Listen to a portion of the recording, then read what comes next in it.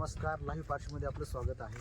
बीड नगरपालिकेची निवडणूक मतदान 2 तारखेला प्रक्रिया पार पडली आहे.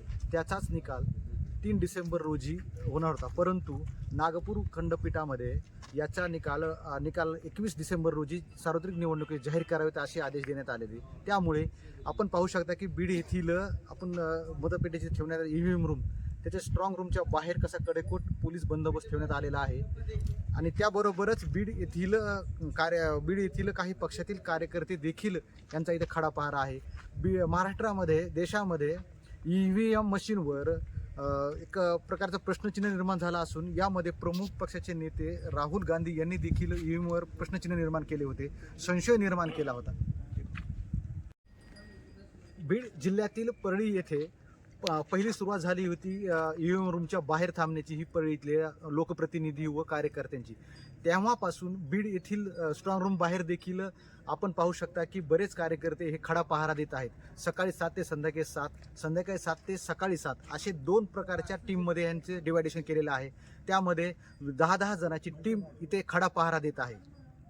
शहरातील कृषी उत्पन्न बाजार समितीच्या स्ट्रॉंग रूमच्या बाहेर कार्यकर्ते व पदाधिकारी देखील खडा पहारा देत आहेत. अशाच एक पदाधिकाऱ्यांना आपण विचारणार आहोत की आपण इथे थांबला आहात, त्याच्यावर आपला EVMवर संशय आहे का किंवा काही गडबड होण्याची शक्यता आहे का? सर जी नमस्कार. आपल्याला आपण योग्य प्रश्न विचारलाय. जर असं काय असलं असतं तर तिने निवडणूक जाहीर करताना सांगितलं असतं की 3 डिसेंबर ऐवजी 21 डिसेंबरला मोजणीचं होईल म्हणून. पण हा संस्थेपासून आहे, कारण अचानक निर्णय येतो रात्री की 3च्या ऐवजी आम्ही 21 तारीखला करणार आहे.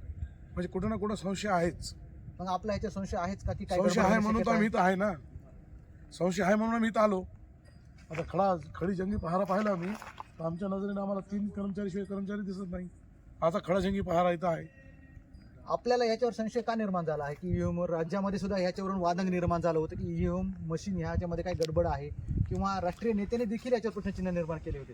तसंच आपल्याला काही याच्यावर संशय वाटतो का की काही होण्याची शक्यता आहे? गेले 2-3 दिवसापासून मीडियावर पाहत होतो मी की अमेरिकेचे काही लोक म्हणले की हॅक करता येतं, म्हणून थोडासा संशय निर्माण झाला. आणि निर्माण होण्याचा विषय दुसरं मी नसं म्हणलं की निवडणूक आयोगाने निवडणूक जाहीर करतानाच हे जर सांगितलं असतं की आम्ही 2 तारखेला 2 डिसेंबरला मतदान घेणार आहोत आणि 21 डिसेंबरला निकाल देणार आहोत, कोणाचा आक्षेपच नव्हता.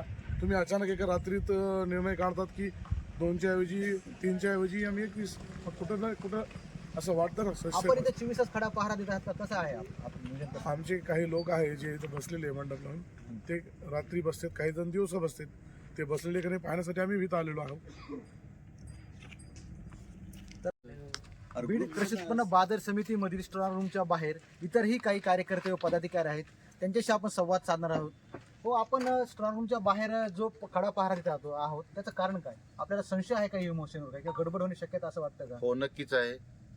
वार्ड क्रमांक 21चा मी उमेदवार आहे आणि त्याच्याबद्दल माझं एकच म्हणणं आहे की आमचं वातावरण, आमचे माणसं आमच्या सोबत आहेत, मतदार आमच्या सोबत आहेत.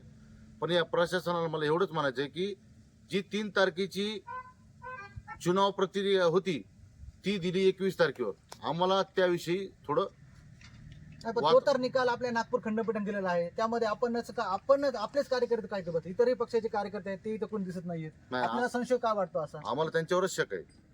काय होईल वाटतं आपल्याला ह्याच्यामध्ये? नाही, आम्ही आता पहारा देतो, मग त्याच्यामध्ये कोण त्याच्यामध्ये प्रक्रियेमध्ये आहेत ते आम्हाला माहित नाही, पण आम्हाला त्यांच्यावर संशय आहे.